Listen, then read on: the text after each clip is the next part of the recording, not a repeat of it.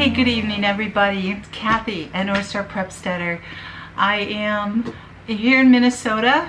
Normally, this is my live show at this time, but I was gifted a couple tickets for the Minnesota Twins baseball game, and they're doing really well this year. So my sister and I are down at the Twins game, so I still wanted to give you a Monday night thing, and since I can't be live, I'm hoping this is the next best thing. Tonight I want to really share with you a very special, incredible experience that I've been able to have that has to do with 9/11. This week we celebrated the anniversary of that. I shouldn't say celebrated. It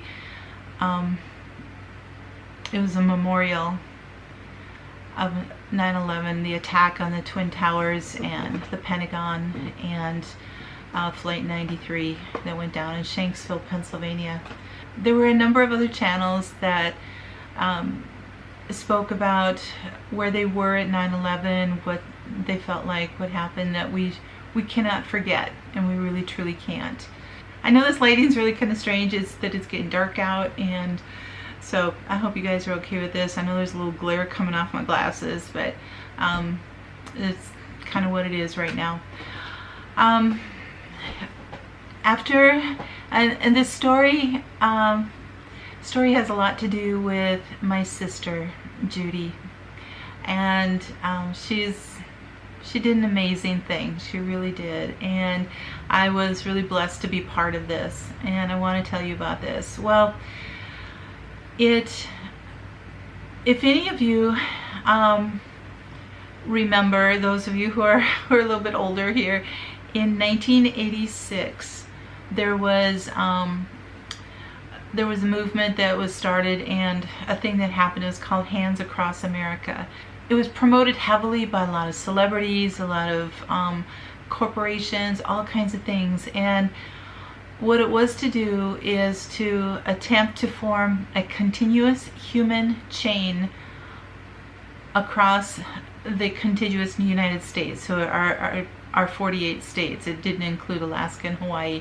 Even though they could do their own thing there, we just couldn't connect in that way.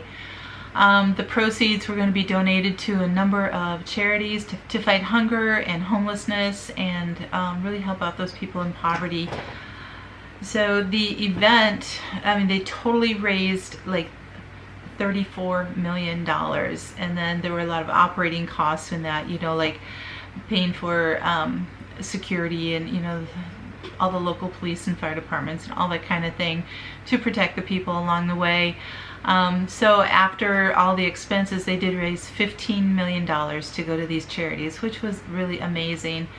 But anyway, the human chain was meant to last for about 15 minutes, and it was highly publicized, and it was great.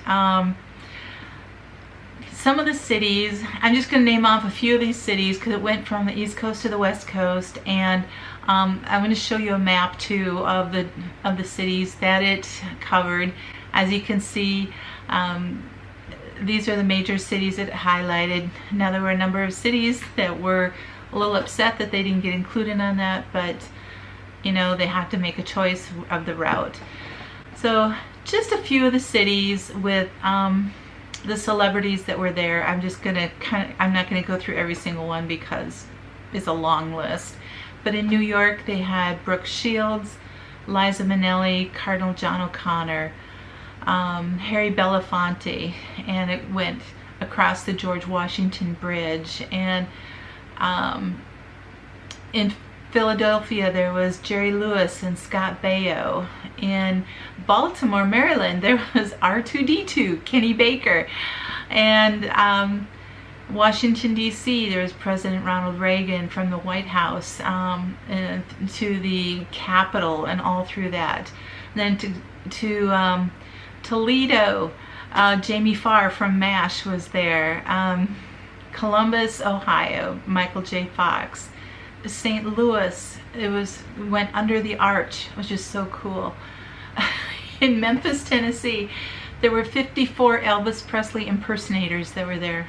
That would be kind of overwhelming, I would think. So there was Amarillo, Texas with Kenny Rogers, Lee Greenwood, and you know, a number of other people. In San Bernardino, we had Bob Sager and Charlene Tilton. Long Beach, California, there was Mickey Mouse and Goofy, and Reverend Robert Schuller, and a bunch of others, John Stamos, Robin Williams, and Anthony Daniels, who plays C-3PO in Star Wars. So, I mean, it was just like all across America. It was really heavily supported with this. You know, and celebrities come out and they, of course, bring the wow factor. You know, it's just like everybody wants to see this Hollywood celebrity. So, you know, they always help with that. But anyway, so they, you know, there was music along there. There were, the way they raised the money, many participants donated $10 for their right to be able to stand in line.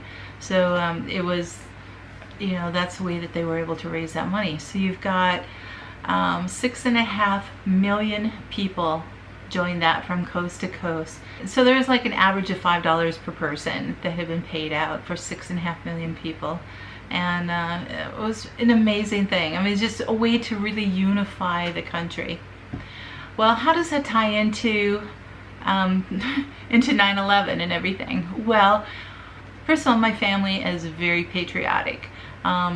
We've got, my dad served in the Korean War. I have a number of uncles and everybody who served in other wars, and patriotism is just always part of who we were. I mean, it wasn't like flaunted or anything like that, or really, you know, radical. It was just a deep, deep conviction of being patriotic and loving our country. So obviously when 9/11 hit, it was, you know, it was devastating for everybody. It was horrible. Everybody was like, we can never forget, right? That was the message that was brought across, was we will never forget.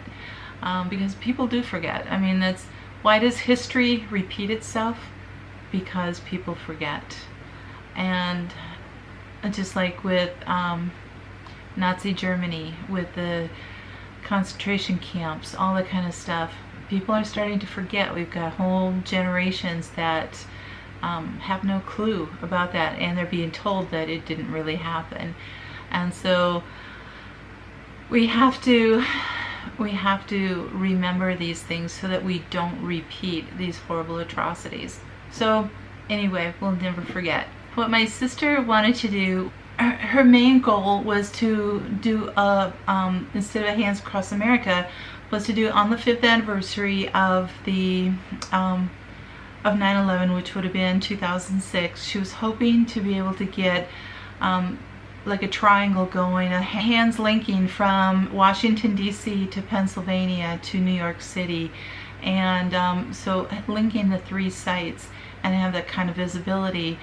So to start it off, the first year after 9/11, so it would have been September 2002, she and my mom actually did it the first year, and then I did it with her the second year. To get this started and get some visibility, she wanted to put ribbons out along that stretch, and so we flew out to Washington DC, and she had these ribbons. This picture of it, didn't look exactly like this, but they were a nice paper ribbon that she put together, like 400 ribbons or something like that. She did all of this on her own dime, her own time, everything else, and her own initiative on this. So we flew into Washington DC and started as close as we could get to the Pentagon. Of course, that's a very secure area, so I think the closest we could get was maybe a mile from there. I know she did a little bit different setup with the first year with my mom, but I went with her on the second year, and it was grueling. It took 3 or 4 days, but we drove the 700 or 750 mile trip between the 3 sites, and every 2 miles we put a ribbon out. As we were going through the towns, we could staple them to power line poles, or we had tie wraps that we would put around street signs or side rails or whatever was available within that, you know, once we hit that 2-mile mark.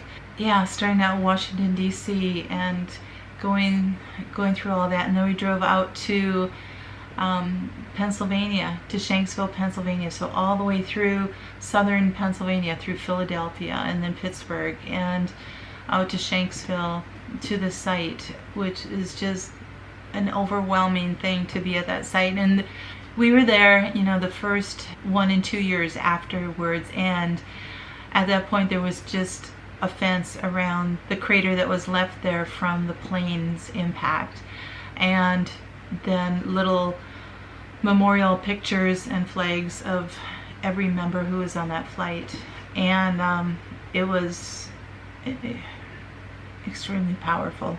It's just never a feeling like that. And if you ever get a chance to get out there, I would highly recommend it. It's now a beautiful memorial park and everything. They've really done it up there, but I don't know, I think, you know, you'd still get the same feeling out there, and just being able to do that. So anyway, they had like this section of fence up right near the memorial area when we were there, that we could put ribbons on it, or whatever memorabilia that people were leaving to remember these people by. If any of you don't know what happened on Flight 93, Flight 93 was a plane that was intended to hit Washington, D.C. So we had the two that hit the Twin Towers in New York City. We had the one that hit the Pentagon, but the other one was targeting the White House. And the people on board realized that that's what was going to happen, and they all made a decision together and rallied together and overtook the hijackers on that plane, and and then the plane crashed, killing everybody on board. So it's a very powerful thing out there. Just a couple years after I was able to be there, I led youth trips out to different conferences, and somewhere in Ohio in that particular year, we decided to go just a little bit further out and go to Shanksville. And so we had services out there at the site. So we had 3 busloads of teenagers and some, you know, chaperones, and so we were able to be there, and it was very, very powerful. So it was, yeah, and, you know, to be able to pray for the families of all of these victims, and the heroes, really, the heroes. So anyway, so then we left Shanksville, went back through Maryland, and then up through New Jersey and into New York City, and all the way to Ground Zero.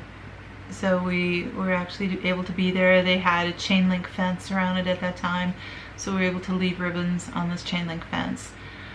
And but yeah, the total trip was, like I said, 700 to 750 miles right in there, and leaving the ribbons every 2 miles. So what we would do is one of us would drive. We'd take 2 or 3 hour shifts. One would drive, the other one would be in the back seat, assembling the ribbons, and then jumping out of the car on the 2 mile mark and attaching it to whatever we had, and then jumping back in and going on to the next spot.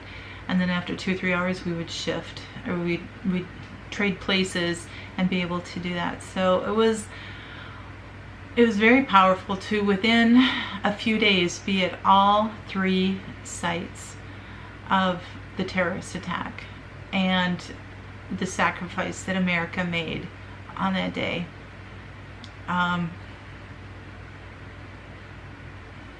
It was really something. So anyway, we were hoping that would give some visibility to her goal of wanting to do the hands across, not a hands across America, but hands connecting the 3 sites, and having that as you know, a big thing. And so she did bring the proposal to the New York governor and to the families of the victims in New York, but it was still too soon.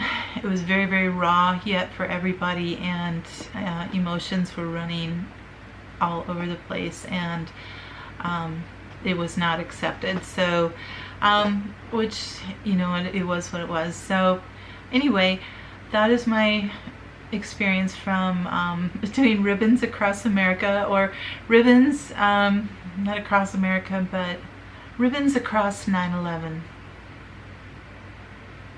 And it was very, very strong, very powerful. And especially those of you who live in the Northeast and close by any of those, do try to get to at least one of the, I know you can't get to the Pentagon, but at least get to New York City or Shanksville, Pennsylvania, if you can, in order to be able to remember and to understand a little bit more of what happened and what we went through. You know, it's been 18 years, and that's an entire generation right there. So even those who are 20 and 23 years old, well, maybe if you're 5 years old, you might have remembered it, but at 20, you're only 2 years old, and it's like there's no way you would remember that or even knew that that even happened. All you have is those of us who were there, and those of us who experienced that and who remembered where we were on that day and what we experienced, and you know, the things that were there. And so yeah, we don't want to forget. We don't want to hold feelings in our heart of revenge, of vengeance, of bitterness, or anything else. But it's okay to be sad about it, to grieve about this and everything, to remember it, but to, most of all, to learn from it and to realize that we are a great nation, and there's great people in this nation, and we need to I love the things like Stivers who were talking about, and Jen and Zach, a thing that was going around on Facebook about, let's remember 9/12, what we were as a country then. And yes, we need to be there. So so anyway, that is my story and my experience with remembering 9/11. I don't want to go into where I was that day and what I was feeling and all that kind of stuff, because it was universal. Everybody was feeling the same thing. But I do have that very singular experience with my sister, being able to do those ribbons across 9/11, and it was amazing. You know, and I did take a few pictures, but that was 16 years ago, and I've changed up computers a few times since then, and I don't know where those images are. I wish I had them to show you, but I'm going to show you a few just images from online of the memorial itself now and what it looks like, at least in Pennsylvania. You know, and I'll just do a slideshow of that, of all three places, so you can kind of remember it. So you guys, thank you so much for being with me here tonight. As you can see, it's already dark out here now. Thank you so much for sitting and enjoying this chat with me, and I wish I could have been here to just enjoy the interaction and the chat with you, but you know what, sometimes I just need to have a life too. And I need to have some downtime. I only get to go to a Twins game once or twice a year, and this is what it ended up being. So we had tickets for August, but it ended up being on the same day that I had a family funeral, so we had to change them up. So anyway, this is when it ended up being. I thank you guys for coming along with me on this story. Please leave comments below with what I shared with you, and we will see you next Monday on my live. Thanks so much for coming, y'all. Take care, God bless, and always have hope. There are 9/12s in our lives. Bye.